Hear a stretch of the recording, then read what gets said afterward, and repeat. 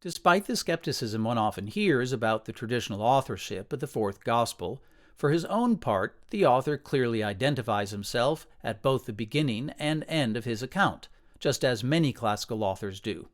Here he informs us that he was one of the intimate disciples of Jesus, who directly witnessed his ministry. Some modern scholars have judged that this author's use of the first person singular and plural and third person singular, that is, I, we, and he, at different places within the book suggests multiple authors composed the book.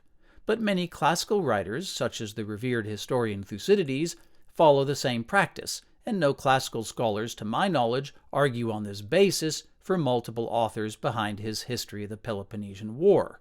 But don't take my word for it as a classicist.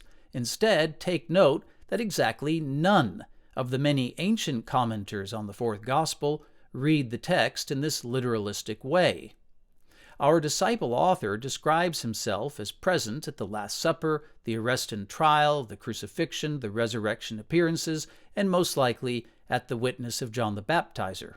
This is half of the entire Gospel, but it's implied in the prologue at points along the early narrative that he is largely reporting events he personally witnessed. The only serious question about the author's identity is what his name is, since, like many classical authors, he doesn't directly name himself in his account. In fact, it was conventional for the four evangelists not to name themselves. Here, our external evidence gives us only one name, John. John may have added his name to his original title or flyleaf, or his authorship may simply have been widely known from the start among the churches in Asia Minor where he lived and taught. A very early attribution to John explains why no early manuscript of the Gospel is anonymous or is attributed to a different disciple. By contrast, the letter to the Hebrews, which also lacks its author's name, is attributed at times to 4 different writers, while some of its manuscripts treat the work as anonymous. In addition to the unanimous testimony of our early manuscripts, all the early fathers who comment on the authorship affirm the disciple author's name was John.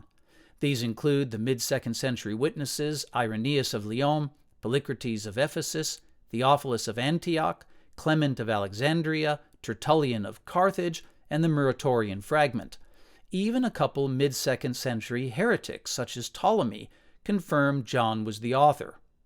2 of the early fathers, Polycrates and Irenaeus, were in an excellent position to know the truth of the matter, since they lived in the area of Ephesus where John ministered, published his gospel, and died around 100 CE.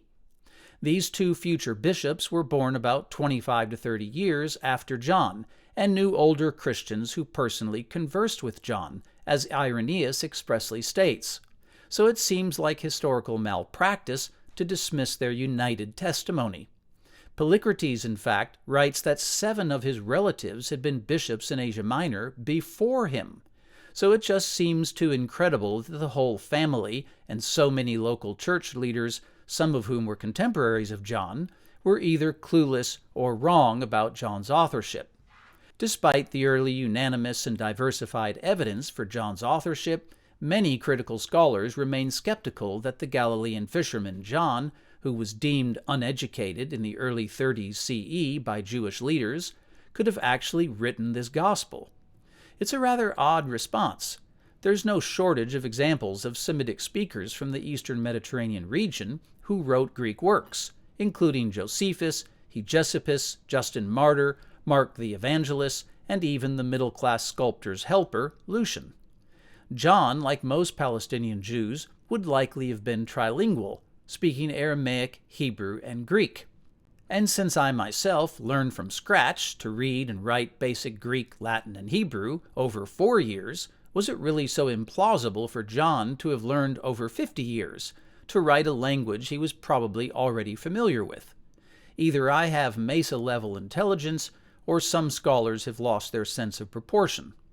But even if John didn't learn to write the competent, though hardly impressive, Greek of his gospel, it was conventional to employ scribes, and the churches of Asia Minor would have had a good number of literate Christians who could have helped John in recording his account. After all, we know of specific bishops personally connected to John, such as Papias and Polycarp, who wrote their own Greek works within a decade or two after John's Gospel was published. So the argument from literary impossibility turns out to be a rather toothless attempt to stop the train of evidence heading forcefully in one direction. No ancient writer, to my knowledge, expresses a similar doubt about apostolic illiteracy, and Eusebius seems even to deny it by questioning why there weren't more accounts by Jesus' many disciples.